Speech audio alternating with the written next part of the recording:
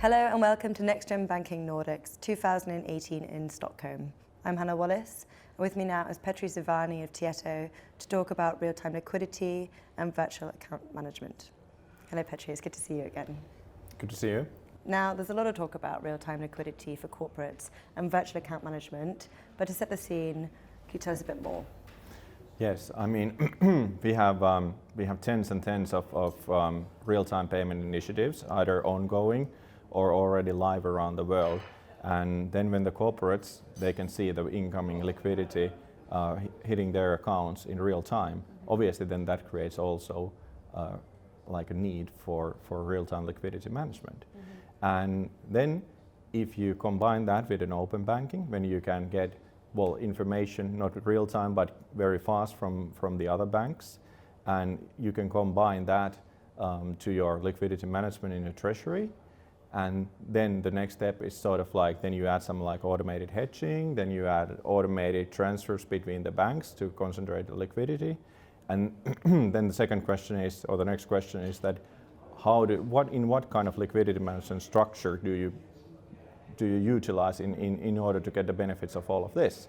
And that's where the virtual account management comes into picture, when you can get all of this inside the virtual account management. So then you can get everything real time and also like real time information and information of incoming and outgoing funds. All right, and how are corporates using virtual account management? Okay, perhaps we should first touch upon the concept of virtual account management. So what is a virtual account?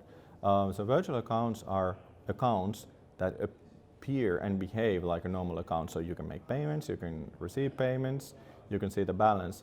However, they are not real accounts as such, since they are not on balance for the bank, and all the balances of the virtual accounts are gathered together on the header account. So the header account is the only real account in this structure, and there can be as many virtual accounts underneath that header account as you want to.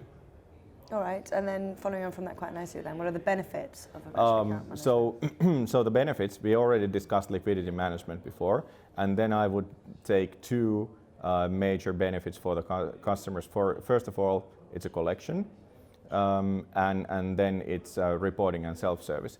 So if you start from the collection, as I said, you can create an unlimited amount of virtual accounts. So how do you actually use them for collections? So each of those virtual accounts, they have an account number, and then you allocate that account number to your customer's invoice. And when your customer pays, the money is allocated, or the transaction is allocated directly to that virtual account, allocated to that customer, keeping in mind that the real balance is on the header account.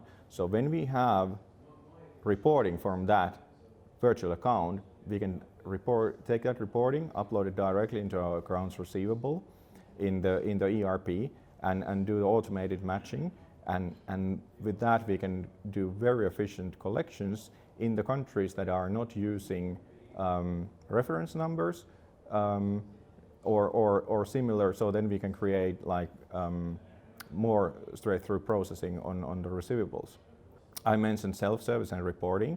So the good thing is that the corporates themselves, they can create through the user interface new virtual accounts inside the structure. So when needed, they can actually go themselves and key in new accounts, which means that they totally avoid the process of contacting banks and sending account opening documentation, because in principle the accounts that they are opening, they are virtual. And finally then, how do you see this market evolving?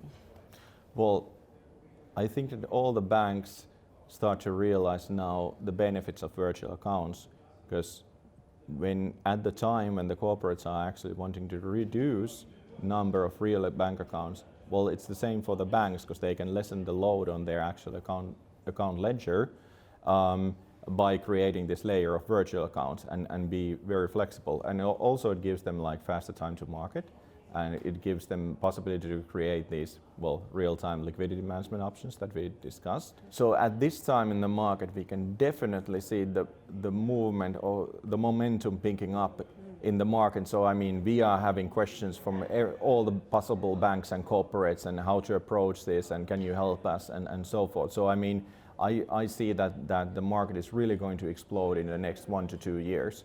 And actually, we have a name for that. We are calling it the VAM movement. Fantastic. Well, certainly an exciting time. Petri, as always, thank you very much. Thank you very much, Anna. And thank you for watching.